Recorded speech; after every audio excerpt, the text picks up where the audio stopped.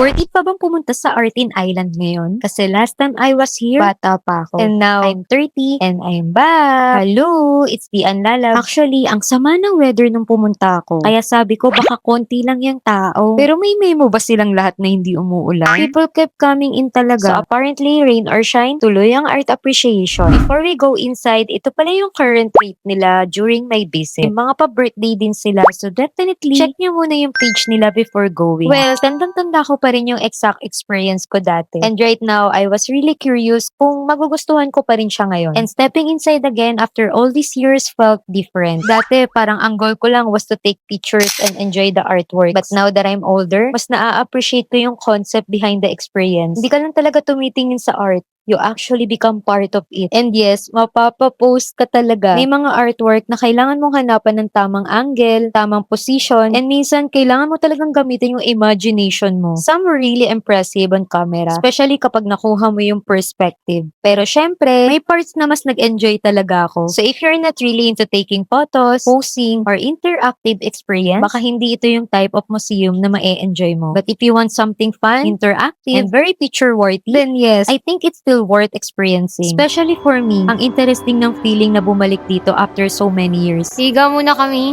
Ang mga pag-guard habang nanonood ng mga arts dito. There's a rainbow. Dati, bata pa ako nung pumunta ako dito. Ngayon, 30 na ako. And still enjoying the art. So, worth it pa ba? Syempre naman. Pero this time, mas na-enjoy ko siya. Not just as a place to take photos, but as an experience. Happy adventure na naman tayo. Kita kits!